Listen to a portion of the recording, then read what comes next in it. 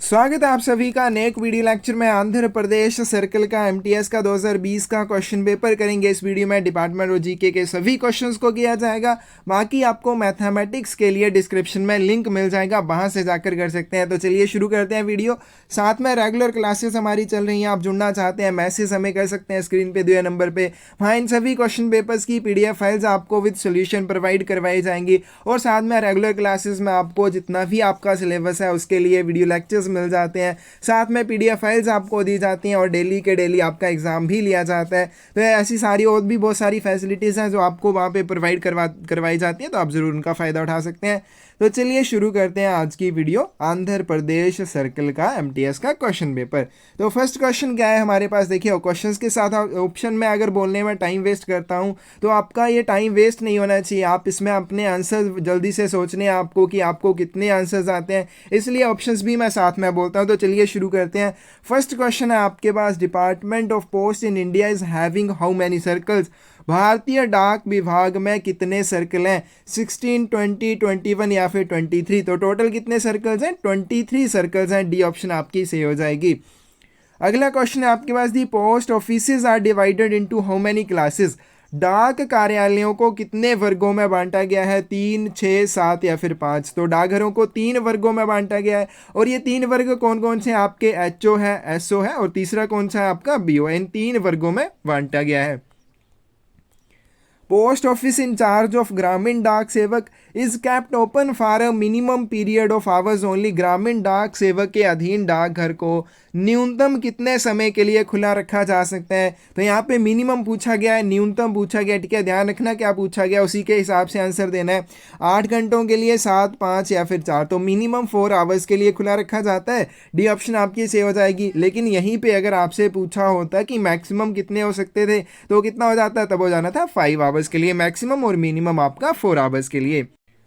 अगला क्वेश्चन है आपके पास, registered newspapers and packets of registered newspaper are accepted on Sunday and post office holidays in RMS offices. पंजीकृत समाचार पत्र और पंजीकृत समाचार पत्र के पैकेट रविवार और डाकघर छुट्टी वाले दिन कैसे स्वीकार किए जाएंगे? क्वेश्चन थोड़ा आधा है, इसमें क्या हो जाएगा, आरएमएस कार्यालयों में कैसे स्वीकार किए जाएंगे जो आपके पंजीकृत समाचार पत्र हैं। या मान लीजिए पंजीकृत समाचार पत्र का पैकेट पोस्ट करना चाहते हैं और जिस दिन आप पोस्ट करना चाहते हैं उस दिन रविवार है या डाकघर अवकाश है, तो ऐसी स्थिति में जो आप इनको पोस्ट करेंगे आरएमएस कार्यालय में तो कैसे किया जा सकता है? विद लेट फीस, विलंब शुल्क के साथ आप कर सकते हैं। विदाउट लेट फीस, बिना किसी विलंब शुल्क के किया जा सकता है। विद डबल पोस्टेज, या फिर डाक शुल्क जो भी बनते थे उनका दोगुना आपको देना पड़ेगा, इनमें से कोई भी नहीं।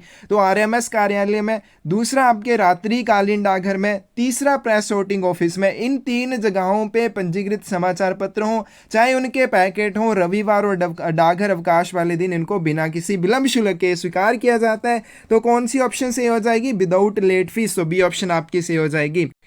अगला क्वेश्चन है आपके पास, postal franking machine is. Postal franking machine क्या होती है? स्टैंपिंग मशीन है और सीलिंग मशीन, टाइपराइटर या फिर कंप्यूटर। तो पोस्टल फ्रैंकिंग मशीन आपकी एक स्टैंपिंग मशीन होती है जिसका यूज़ किसके लिए किया जाता है? आर्टिकल्स के ऊपर स्टैंप लगाने के लिए, जो डाक प्रभार के भुगतान में यूज़ आप कर सकते हैं। अगला क्वेश्चन है आपके पास, licence for the use of franking machine by private users is issued by. निजी उपयोगकर्ताओं द्वारा फ्रैंकिंग मशीन के उपयोग के लिए लाइसेंस कौन जारी करता है? ऑप्शंस हैं आपके पास, सीपीएमजी, पीएमजी, डीपीएस या फिर एसएसपी और एसपी। तो किसके द्वारा किया जाता है? हेड ऑफ डिवीजन के द्वारा किया जाता है। और हेड ऑफ डिवीजन आपका कौन होता है? सुपरिटेंडेंट या फिर सीनियर सुपरिटेंडेंट होता है। अगला क्वेश्चन है, a franking machine should consist of. एक फ्रैंकिंग मशीन में क्या शामिल होना चाहिए?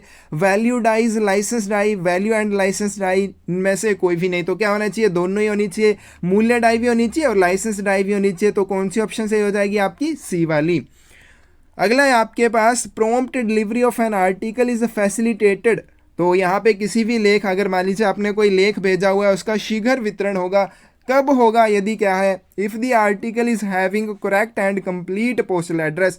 यदि लेख में सही और पूरा पता है, if it is transmitted through speed post, यदि इसे स्पीड पोस्ट के माध्यम से प्रेषित किया जाता है। If the address of the address is written in Roman letters, यदि प्राप्तकर्ता का पता रोमन अक्षरों में लिखा गया हो। If the address is written in correction portion of the article, यदि लेख के सुधार वाले हिस्से में पता लिखा गया हो। तो इस क्वेश्चन का सही आंसर क्या होगा आपके पास? ए।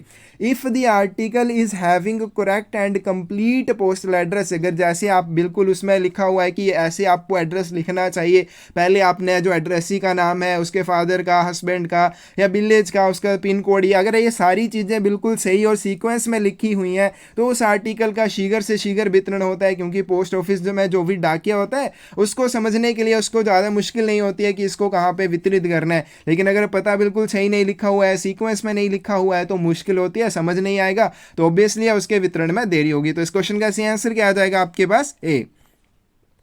अगला क्वेश्चन है आपके पास, refused registered articles presented for delivery shall be detained in post office for a period of, वितरण के लिए प्रस्तुत अस्वीकृत पंजीकृत वस्तुओं को डाकघर में कितने समय के लिए रोक कर रखा जाएगा?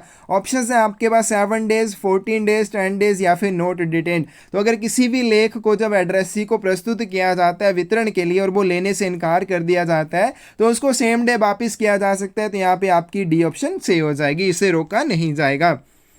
Maximum period of detention of BP article in post office on payment of prescribed warehouse charges, निर्धारित गोदाम प्रभारों के भुगतान पर डाकघर में वीपी वस्तु को रोककर रखने की अधिकतम अवधि क्या है? तो मान लीजिए कोई भी वीपी आर्टिकल आता है, रजिस्टर्ड आर्टिकल आता है, अगर उसका एड्रेस ही नहीं मिलता तो आप उसको क्या कर सकते हैं? 7 दिनों तक पोस्ट ऑफिस में रोक के रख सकते हैं। लेकिन यहाँ पे क्या होता है, जो वीपी आर्टिकल होते हैं इनको 7 दिन की अवधि के बाद भी रोक कर रखा जा सकता है, लेकिन उसके लिए माल गोदाम प्रभार आपको देना पड़ेगा। तो वो हमें बताना है कि क्या हो जाएगा, कितने दिन तक रोक रख सकते हैं, 10 डेज, 12 डेज, 7 डेज या फिर 15 डेज। तो मैक्सिमम 15 दिन तक रोका जाएगा। ये वाले पहले 7 दिन तो रोका ही जाता है अगर एड्रेस ही नहीं मिलता है ऐसी स्थिति में। दूसरा क्या होता है, इन 7 दिनों के बाद 8वें दिन से 7 दिन और आप इसमें काउंट कर लीजिए, इन 7 दिनों तक वेयरहाउसिंग चार्जेस लगा के इसको डाकघर में रोका जा सकता है। तो 8 और 7 कितने हो जाएंगे? 15 डेज। तो इस क्वेश्चन का सही आंसर आएगा आपके पास D. The rent for a post box and post bag for 1 financial year is, एक वित्तीय वर्ष के लिए पोस्ट बॉक्स और पोस्ट बैग का किराया कितना है? 50 रुपये, 150 रुपये, 100 या फिर 250 रुपीज़। तो यहाँ पे अगर ध्यान रखना है एंड बोला गया, ठीक है, तो इसमें आपको दोनों का किराया बताना है एक वर्ष के लिए इकट्ठा। लेकिन अगर इसमें और बोला गया तो सिर्फ एक का किराया आपको बताना है। तो यहाँ पे एंड लिखा हुआ है, तो पोस्ट बैग बॉक्स और पोस्ट बैग दोनों का एक साथ कितना किराया आपसे लिया जाएगा एक वित्तीय वर्ष के लिए? 250 रुपये लिए जाते हैं। तो डी ऑप्शन आपकी सही हो जाएगी। अगले आपके पास, following letter can be delivered through the post box, कौन से पत्र पोस्ट बॉक्स के माध्यम से वितरित किए जा सकते हैं? फुली प्रीपेड अनरजिस्टर्ड लेटर्स, पूरी तरह से प्रीपेड यानी कि जिनका आपने भुगतान कर दिया हुआ है वो वाले अपंजीकृत पत्र होने चाहिए, ठीक है, उनका पंजीकरण नहीं होना चाहिए, ये चीज़ ध्यान रखनी है। दूसरा है अनपेड लेटर्स, अवैतनिक लेख, इनसफिशेंटली पेड लेटर्स या फिर टू लेट लेटर्स। तो कौन से पत्रों का किया जा सकता है? जो फुली प्रीपेड हो और कैसे होने चाहिए? अनरजिस्टर्ड आर्टिकल्स होने चाहिए। और दूसरे कौन से होने चाहिए? पत्र मेल के होने चाहिए, ठीक है, ये अधूरी लाइन है। Fully prepaid unregistered letters of letter mail, पत्र डाक के अपंजीकृत लेख होने चाहिए, आर्टिकल होने चाहिए, तभी उनका वितरण पोस्ट बॉक्स के माध्यम से किया जाएगा। अभी यहाँ पे एक चीज़ और आती है, आपका आता है रजिस्टर्ड न्यूज़पेपर, इसका वितरण क्या पोस्ट बॉक्स के माध्यम से किया जाएगा? तो रजिस्टर्ड न्यूज़पेपर का जो आपका वितरण है वो पोस्ट बॉक्स के माध्यम से किया जाता है। लेकिन आप सोचेंगे अभी मैंने बोला रजिस्टर्ड का नहीं किया जाता है, तो अभी जो आपका न्यूज़पेपर होता है रजिस्टर्ड वाला वो किसके साथ रजिस्टर्ड होता है? उसका पंजीकरण डाक घर में नहीं होता है। जैसे बाकी लेटर्स का आप करवाते हैं 17 रुपीज़ फीस है, वैसे वाले पंजीकरण की बात नहीं की गई है। वो रजिस्टर किसके साथ होना चाहिए? Registrar of newspaper in India के साथ रजिस्टर होना चाहिए, उसको रजिस्टर्ड न्यूज़पेपर कहा जाता है, ना कि वो जिसका पंजीकरण डाकघर में हो रहा है। तो ये चीज़ थोड़ी सी ध्यान में रखनी है, कंफ्यूज नहीं होना है। रजिस्टर्ड न्यूज़पेपर का वितरण भी पोस्ट बॉक्स के माध्यम से किया जा सकता है। अगला है आपके पास, renter of post box can clear his or her post box during hours of the post office, post box का किराएदार डाक घर के कौन से घंटों के दौरान पोस्ट बॉक्स से पत्र निकाल सकता है? तो यहाँ पे ऑप्शंस देख लेते हैं क्या है। क्लोज्ड आवर्स, बंद होने वाले घंटों के दौरान, बिजनेस आवर्स के दौरान, ठीक है, नाइट के दौरान, रात के दौरान, या फिर इनमें से कोई भी नहीं। तो कब निकाल सकता है? बिजनेस आवर्स के दौरान, काम काज के घंटों के दौरान, जब भी पोस्ट ऑफिस के बिजनेस आवर्स होंगे उसी दौरान वो अपने लेटर बॉक्स की निकासी कर सकता है। Letter box planted in post office or mail office should be cleared by, डाकघर या मेल कार्यालयों में लगाए गए लेटर बॉक्स को किसके द्वारा क्लियर किया जाएगा? एमटीएस पीएएस से, सुपरवाइजर ऑफ मेल ब्रांच, या फिर एपीएम और हेड पोस्ट मास्टर। तो इसका थोड़ा सा आंसर कंफ्यूजिंग है, मुझे भी इतना इसमें थोड़ा डाउट है, लेकिन इसमें जहाँ तक अभी देखिए, क्योंकि हम भी इसमें ऐसा कोई आंसर आ जाए तो उसके लिए ऑफिशियल आंसर की देखी जाती है, तो उसके हिसाब से बी आंसर सही होना चाहिए। आपको कोई और आंसर सही लगता है आप कमेंट सेक्शन में ज़रूर बता सकते हैं और बाकियों का कन्फ्यूज़न भी दूर कर सकते हैं। अगले आपके पास the main duty of a letter box peon is, letter box चपरासी का मुख्य कर्तव्य क्या होता है? To assist the PA APM during working hours of the office, कार्यालय के कार्य समय के दौरान पीए और एपीएम की सहायता करना। टू क्लोज बीओ बैग्स, या फिर बीओ बैग जो उनको बंद करना। To clear all outside letter boxes, या फिर सभी बाहरी लेटर बॉक्स की निकासी करना। उसका डिलीवरी ऑफ लेटर्स, या फिर पत्रों का वितरण करना। तो कौन सा काम किया जाएगा? To clear all outside letter boxes, बाहरी जितने भी लेटर बॉक्स लगे होंगे उनकी निकासी करना, उनमें से पत्र निकालना, ये काम होता है लेटर बॉक्स पीएन का। सी ऑप्शन आपकी सही हो जाएगी। अगला है आपके पास official postal article must bear the superscription, आधिकारिक डाक लेख पर क्या सुपरस्क्रिप्शन होनी चाहिए? सुपरस्क्रिप्शन मतलब ऊपरी लेख, उसके ऊपर एक्स्ट्रा कौन सी चीज़ लिखी होगी जिससे यह पता चल सकेगा कि ये वाला आपका आर्टिकल कौन सा है? ऑफिशियल पोस्टल आर्टिकल है। ऑन इंडिया गवर्नमेंट सर्विस लिखा होगा, on public service, on service, या फिर इनमें से कोई भी नहीं। तो इसमें क्या लिखा होता है? ऑन इंडिया गवर्नमेंट सर्विस लिखा होता है। आपने पढ़े होंगे कई लेटर आते हैं आपके ब्राउन वाले एनवल्प में, उनके ऊपर लिखा होता है OIGS, उनको ध्यान से बांटना है। वो किसके होते हैं? ऑफिशियल पोस्टल आर्टिकल जो होते हैं उनको किसी ऑफिसर ने भेजा होगा, गवर्नमेंट ऑफिसर ने भेजा होगा, तो OIGS उनके ऊपर लिखा होता है।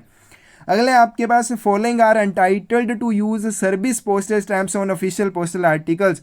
तो यहाँ पे क्या बोला गया है? निम्न में से कौन से अधिकारी डाक लेखों पर सेवा डाक टिकटों का उपयोग करने के हकदार होते हैं? All private bank, all government offices, या फिर प्राइवेट इंस्टीट्यूशंस, या फिर ऑल प्राइवेट कंपनीज। तो कौन कर सकते हैं? सभी सरकारी कार्यालयों के ऑफिसर्स के द्वारा किया जा सकता है। तो यहाँ पे आपकी भी ऑप्शन सही हो जाएगी, प्राइवेट वाले नहीं कर सकते हैं। कैंप आर्टिकल्स और special bags are meant for, जो शिविर सामग्री होती है या विशेष बैग होता है किसके लिए होता है? ऑनरेबल प्रेसिडेंट ऑफ इंडिया, उसके बाद head of circle, head of region, या फिर एसपी एसएसपी। तो किसके लिए होता है? भारत के माननीय राष्ट्रपति के लिए होगा, बाकी ये किसी के लिए भी नहीं होता है, होता है लेकिन इनमें से किसी के लिए नहीं होगा। ठीक है, डायरेक्टर जनरल है, गवर्नर होते हैं, तो इन सभी के लिए भी होता है। ठीक है, लेकिन यहाँ पे ऑप्शंस में आपका सिर्फ क्या आएगा? Honourable president of India, Bharat के राष्ट्रपति के लिए। अगला है आपके पास postage dues chargeable on the delivery of unpaid official postal article is, अवैतनिक आधिकारिक डाक लेख की डिलीवरी पर प्रभार्य डाक दे क्या होगा? तो मान लीजिए अब यहाँ पे दो प्रकार के आपके आर्टिकल्स हो गए, एक तो आपके जो नॉन ऑफिशियल हैं, गैर सरकारी हैं, दूसरे कौन से हो गए? ऑफिशियल जो सरकारी हैं, आधिकारिक डाक लेख हैं। अब दोनों के ऊपर अगर इनसफिशेंटली पेड उनको भेजा जाता है या बिना उसका भुगतान किए उनको भेजा जाता है, तो दोनों में अलग अलग तरह से चार्जेस लिए जाते हैं। पहले आप ऑप्शन देख लीजिए फिर मैं बताता हूँ। तो यहाँ पे क्या बोला गया? आपके अनपेड ऑफिशियल पोस्टल आर्टिकल, यानी कि बिना भुगतान वाले आपके आधिकारिक डाक लेख हैं। तो ऑप्शन है double the deficiency of postage, डाक शुल्क की कमी का दोगुना वसूला जाएगा। सिंगल डेफिशिएंसी ऑफ पोस्टेज, या फिर जितना कम डाक शुल्क है उतना ही लिया जाएगा। ₹2 एक्स्ट्रा पोस्टेज पर आर्टिकल, ठीक है, ₹2 प्रति लेख के हिसाब से अतिरिक्त डाक शुल्क लिया जाएगा। No dues need be recovered, कोई भी बकाया वसूल करने की आवश्यकता नहीं है। तो इस क्वेश्चन का सही आंसर क्या आ जाएगा आपके पास? Single deficiency of postage.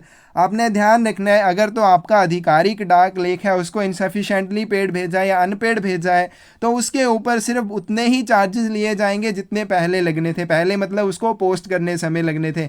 लेकिन अगर वो सिंपल है, आपका गैर सरकारी है, नॉन ऑफिशियल है, तब आपको दोगुने चार्जेस देने पड़ते हैं। अगर आपने उसको अनपेड भेजा है तो पहले जितने चार्जेस लगने थे उसके दोगुने देने पड़ेंगे। इनसफिशेंटली पेड भेजा है तो जो भी कमी रह गई है आपसे उसके दोगुने वसूले जाएंगे एड्रेसी से। अगला क्वेश्चन है आपके पास, the limit up to which single money order can be issued in post office. डाक घर में एकल मनी ऑर्डर जारी करने की सीमा क्या है? 5000, 2000, 10,000 या फिर 1000। तो सिंगल मनी ऑर्डर आपका 5,000 रुपये के लिए जारी किया जा सकता है। ऑप्शन आपकी सही हो जाएगी। एक व्यक्ति के लिए आप जितने चाहे मनी ऑर्डर इशू कर सकते हैं, लेकिन एक मनी ऑर्डर की मैक्सिमम लिमिट 5,000 से ज़्यादा नहीं होगी। अगला है आपके पास minimum amount of deposit to open a new saving account in post office. डाकघर में नया बचत खाता खोलने के लिए न्यूनतम जमा राशि क्या होगी? 50 रुपये, 100 रुपीज़, 500 या फिर 10 रुपीज़। तो कितनी हो जाएगी? 500 रुपीज़ से आप खोल सकते हैं, ऐसी ऑप्शन आपकी से हो जाएगी। अगला है आपके पास postal life insurance came into existence with effect from. डाक जीवन बीमा कब अस्तित्व में आया? ऑप्शन है आपके पास 1 फरवरी 1994, 1 फरवरी 1884, 1 जनवरी 1895 या फिर 1 जनवरी 2000। तो कब आया? 1 फरवरी 1884 में, ठीक है, 1 फरवरी 1884 में हुई इसकी शुरुआत। तो यहाँ पे आपकी बी ऑप्शन सही हो जाएगी। अगला क्वेश्चन है आपके पास यहाँ पे दिया हुआ है, fee charge to issue a duplicate passbook in post office. डाक घर में डुप्लीकेट पासबुक जारी करने के लिए क्या शुल्क लिया जाता है? 2 रुपये, 10 रुपये, 50 रुपये या फिर फ्री ऑफ कॉस्ट। तो कितने रुपए लिए जाएंगे? 50 रुपये लिए जाएंगे। अब डुप्लीकेट पासबुक क्यों इशू किया जाती है? मान लीजिए आपकी पहली पासबुक क्या हो गई? गुम हो गई। तो ऐसी स्थिति में, या वो खराब हो चुकी है बिल्कुल भी, अभी उसमें कुछ भी दिखने लायक या लिखने लायक नहीं बचा है, तो ऐसी स्थिति में डुप्लीकेट पासबुक इशू की जाती है और उसके लिए आपसे हमेशा चार्जेस लिए जाते हैं। और कितने लिए जाते हैं? 50 रुपये प्लस जीएसटी, ठीक है। जीएसटी जो भी होगी प्रेजेंट में उसके हिसाब से लगाई जाएगी। 50 रुपये लगेंगे ही आपके, प्लस जीएसटी जो भी प्रेजेंट में वर्तमान में है वो लगाई जाएगी साथ में। अगर आपको फ्रेश पासबुक इशू करनी होती, इसका मतलब आपकी पुरानी वाली क्या हो गई है? ख़त्म हो गई है, इसलिए फ्रेश पासबुक इशू की जाएगी। तो उसके लिए कोई भी आपको चार्जेस नहीं देने होते हैं, लेकिन यहाँ पे आपकी सी ऑप्शन सही हो जाएगी। अगला क्वेश्चन है आपके पास है, जर्नल पोस्ट ऑफिस। एक जीपीओ जो होता है, जर्नल पोस्ट ऑफिस जो होता है, एक्चुअल में होता है क्या है? मेन पोस्ट ऑफिस, मुख्य डाकघर होता है, बिग सब office, HSG high selection grade डाकघर होता है, और head post office situated in head quarter of the circle.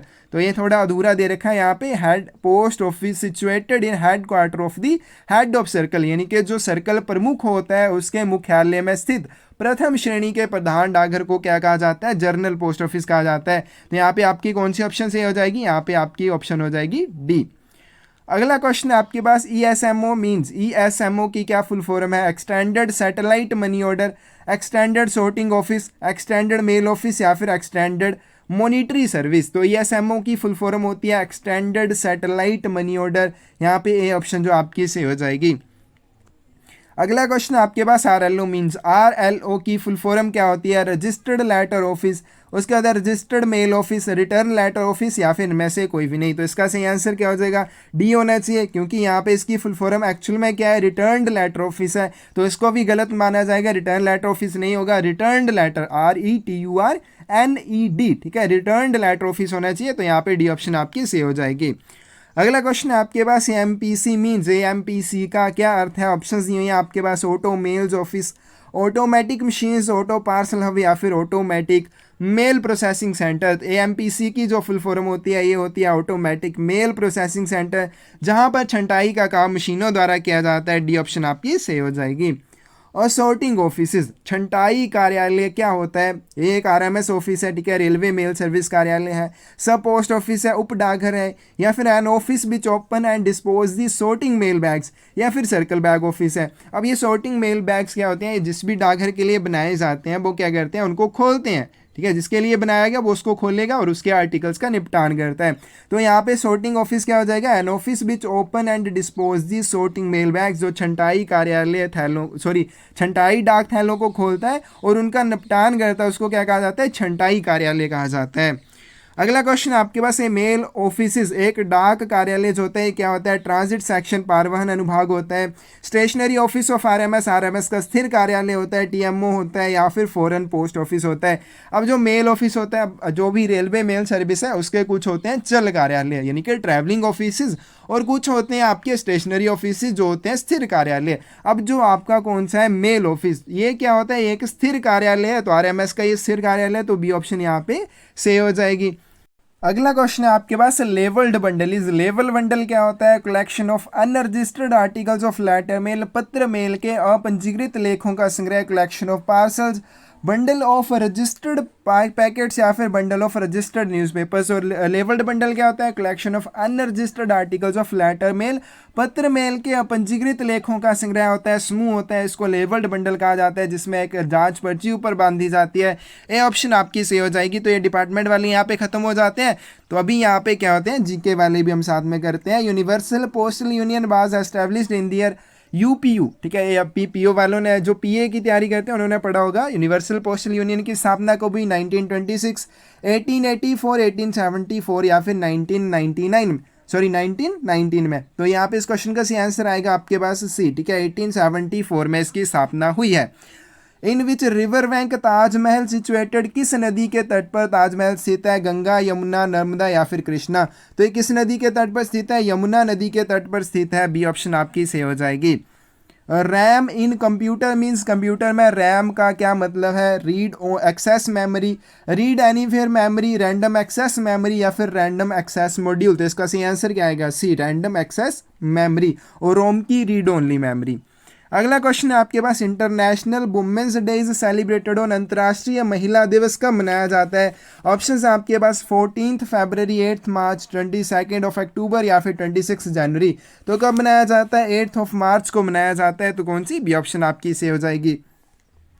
The largest sea in the earth is, पृथ्वी का सबसे बड़ा समुद्र कौन सा है? Arabian sea, bay of Bengal, Pacific sea या फिर ब्लैक सी। तो इसका सही आंसर क्या आ जाएगा आपके पास? पैसिफिक सी, सी ऑप्शन आपकी सही हो जाएगी।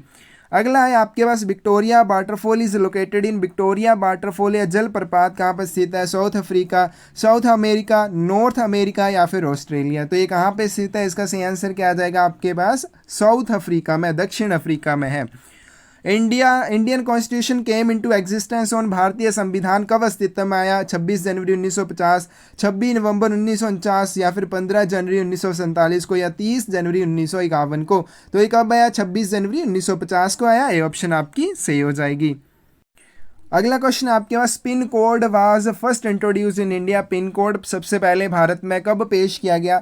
ऑप्शन है आपके पास 15 अगस्त 1972, 1 अगस्त 1984, 1 जनवरी 1972 या फिर 22/7/1963। तो कब किया गया? 15 अगस्त 1972 को किया गया। इसकी ऑप्शन ए वाली सही हो जाएगी। अगला क्वेश्चन है आपके पास, दी करेंसी ऑफ जापान इस, जापान की मुद्रा क्या है? डॉलर है, पाउंड है, येन या फिर रुपीस। तो जापान की मुद्रा क्या है? येन, ठीक है, ये मिलते जुलते हैं जापान की, येन। सी ऑप्शन आपकी सही हो जाएगी। World consumer rights day is celebrated every year on, विश्व उपभोक्ता अधिकार दिवस प्रति वर्ष कब मनाया जाता है? 11 मार्च, 16 मार्च, 15 मार्च या फिर 14 मार्च को मनाया जाता है। तो ये कब मनाया जाता है? 15 मार्च को मनाया जाता है। सी ऑप्शन आपकी सही हो जाएगी। ये था आंध्र प्रदेश सर्कल का एमटीएस का 2020 का क्वेश्चन पेपर। सभी क्वेश्चंस बहुत ज़्यादा इंपॉर्टेंट है। देखो टोटल हम 40 क्वेश्चन पेपर करेंगे, ये वीडियोस में आपको करवाए जाएंगे। तो इनका ध्यान रखना है कि ये 40 क्वेश्चन पेपर आप करके जाते हैं तो इतना बड़ा सिलेबस नहीं है कि आप 40 क्वेश्चन पेपर जोड़ो और आपका सिलेबस उनसे बड़ा हो। तो इसका मतलब यही वाले क्वेश्चन रिपीट होने वाले हैं, आपको ये अच्छे से कर लेने हैं। किसी भी क्वेश्चन का आंसर गलत लगे कमेंट सेक्शन में उस चीज़ के बारे में ज़रूर बताकर बाकियों की भी हेल्प करें। और यहाँ पे देखिए आपको ये अगर आंध्र प्रदेश सर्कल का आप करते हैं तो उसमें आपको इंग्लिश में तो मिल जाएगा, हिंदी में नहीं मिलेगा। तो इनको रीटाइप किया हुआ है, माइनर मिस्टेक्स को आप इग्नोर करें, ठीक है। उसके लिए कमेंट सेक्शन में भी आप बता दीजिए कि ये वाली गलती है, लेकिन उसको इग्नोर करें और ठीक है, बाकी जितना हो सके कर लीजिए, आपके लिए बहुत इंपॉर्टेंट है। Thank you.